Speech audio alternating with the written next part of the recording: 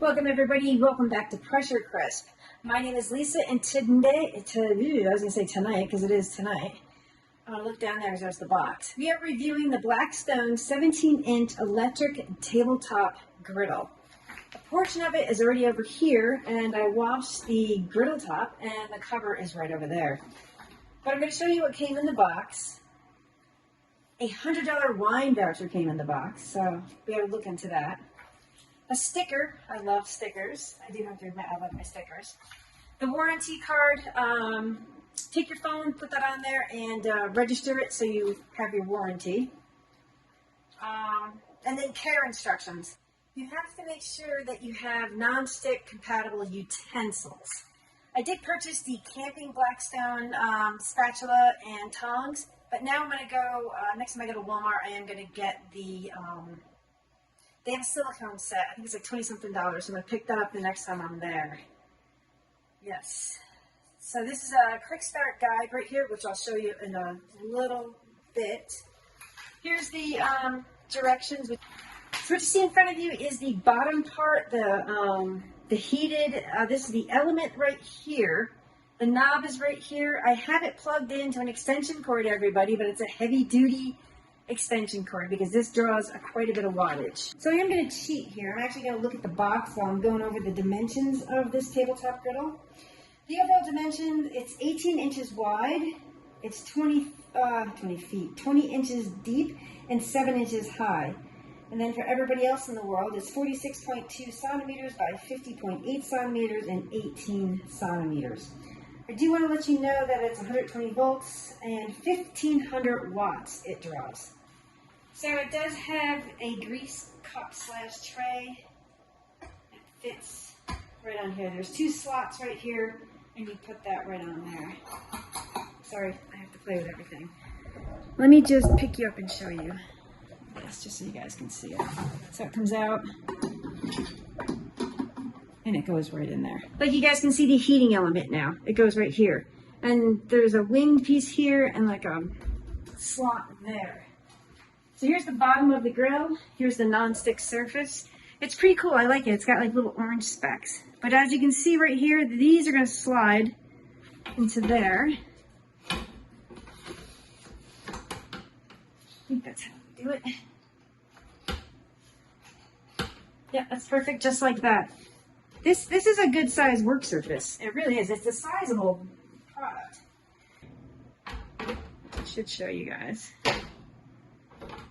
Let me just show this to you so you guys can see this. And this actually holds the griddle in place when you put the lid on, the cover. Comes out just like that. See how now it moves? That, oops, that there, that there. Closes nicely and it opens. I do get nervous. There you go. I just feel like it's going to fall over. So you're going to press the knob in. We got Fahrenheit. You're going to press it again and hold.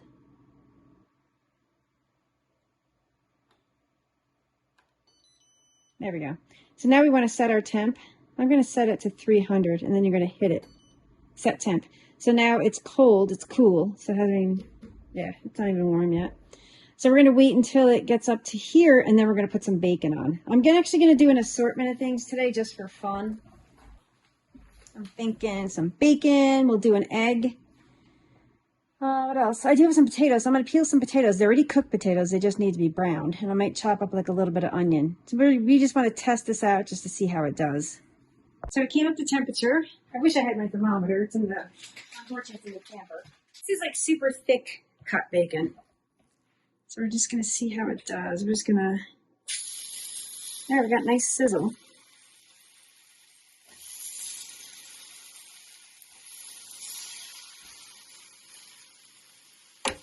We do like 4 slices. I'm going to put it over here because I want to see hot spots and cool spots. I'm not sure I'm going to turn that up because 300, I do wish it had a dual zone so I can cook something over here and as well as here. So I think 300 is good for the thick cut bacon. Cooking really good. So instead of letting this other side just sit here, I'm going to put some avocado oil on there. So you can tell it's not really level. Alright, I'm going to throw some onion on here because we're going to do some potatoes.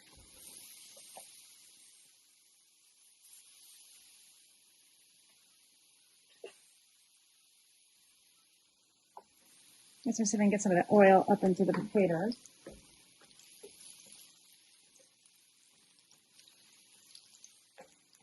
Yeah. So, hindsight's 2020. Make sure you're on a level surface because I'm going to have to keep feeding this grease up here. But that's okay. We will make it work.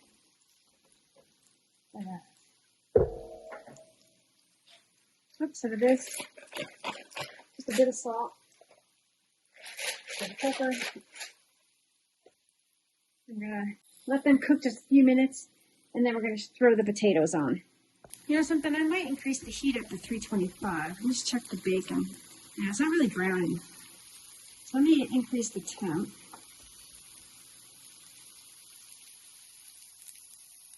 Perfect. So you gotta press the button, move it up, and then press it again. So now we're up to 325. I'm gonna grab these potatoes. These are some potatoes that I boiled myself. I had some Yukon Gold, maybe? I can't remember. So I'm just making them the way my mother used to make them, in a cast iron frying pan, which we still have, by the way. Well, I don't have it. My brother had it at his house in New York. We just did paprika, pepper, and tons of salt.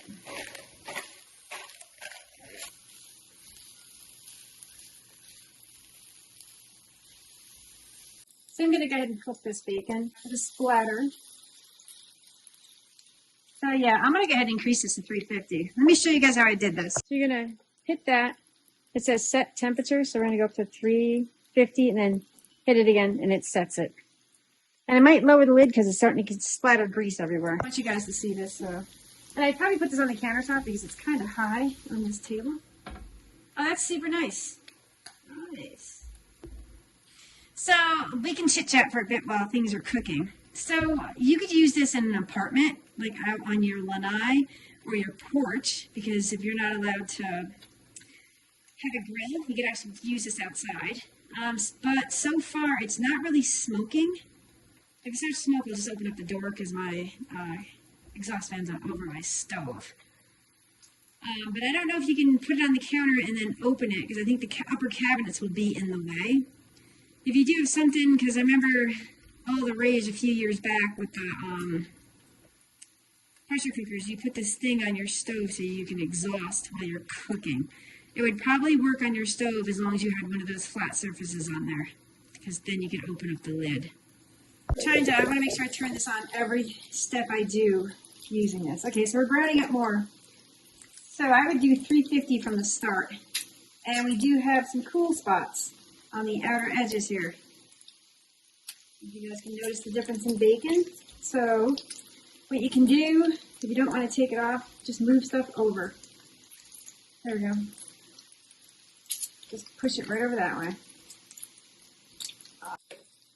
Yeah, see, it's not level at all. It's too much butter, but there we go. Crack this egg. Ooh, we're gonna major cleanup here. Yeah, make sure your unit, look at this. It's not level at all. I'm saying I'm going to hold it right here. Bacon is done for my liking. All right. These potatoes, it would be nice to have them up on like 375 or something. Because they're not really browning. They're cooking, but they're not browning. Let's see how this is doing. Make sure I'm still rolling here.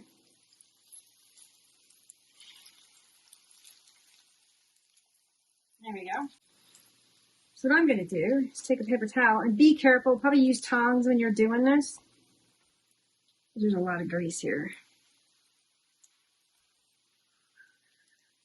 The egg is done. Oops, I almost went out. Yeah, look at that. The egg is fantastic. So the egg is done. And we're going to, where's the top and the bottom here?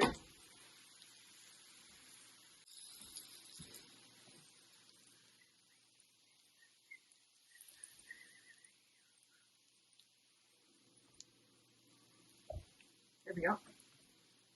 Yeah, Yeah, it's the only bread I have in the house is Texas toast. So we're making a Texas toast grilled cheese. And we can put bacon on that bad boy if we wanted to. And you know what I'm going to do? I just have to close the lid carefully. I gotta figure this out. That wasn't there. So look at the Texas toast almost touches the top. That's going to help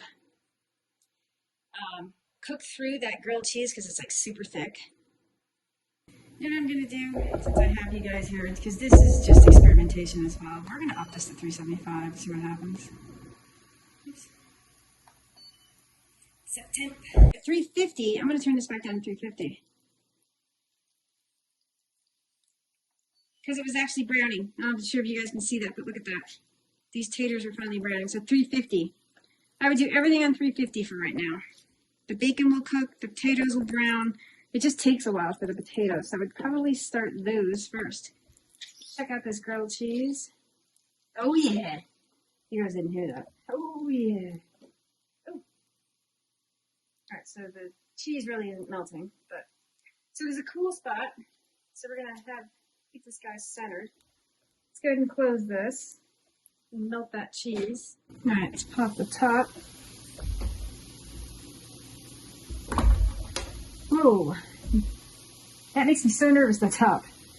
Let's check the inside of this grilled cheese. Oh yeah, we got melty, melty goodness. It's a little pale, so maybe, no, because it's super thick. So I would just leave it on to get it a little bit more brown. But everything's turning out great. Grilled cheese came out great. Look at that. Woo-woo-woo.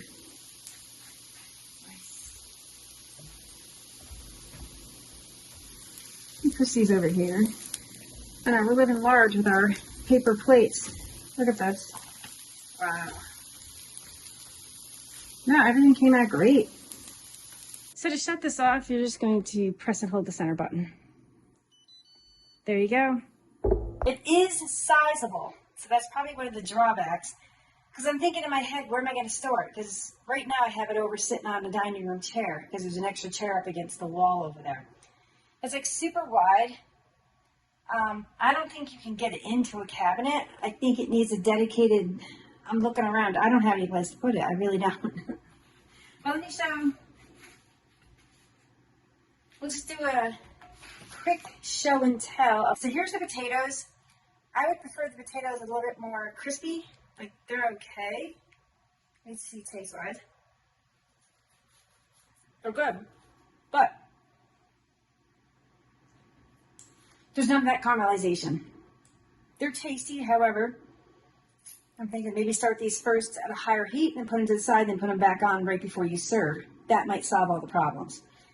The bacon started off too low at 300. This is extra thick bacon. So, I still started at 350 because there's some cool spots and some hot spots on this grill. The egg, you guys see it? The egg cooked up really good. Usually, I use those rounds when I make my egg McMuffins and stuff. Plus, it contains it on the grill. So if you're making a bunch of eggs, so I think I got a 6-pack of those, you can cook 6 eggs all at the same time, and they won't go into one another and everything else. It just keeps them nice, and it keeps them perfect for English muffins, like your very own egg McMuffins, and also McGriddles. The grilled cheese came out awesome. It's not, I mean, it's cool now, but still, look at that cheese. It's still steaming. And it cooked the bacon really nice. I don't like mine too crispy. I like mine kind of flexible. So yeah, I give this a thumbs up. My only concern is storage. That's my only concern. If you have an apartment like with a porch that's covered, you could probably keep it outside as long as it was low humidity. Florida's kind of tough with keeping stuff on the porch because of the moisture, the humidity. So yeah. Thanks everybody for watching this, and see you on the next one. Thanks everybody for watching. Thumbs up it.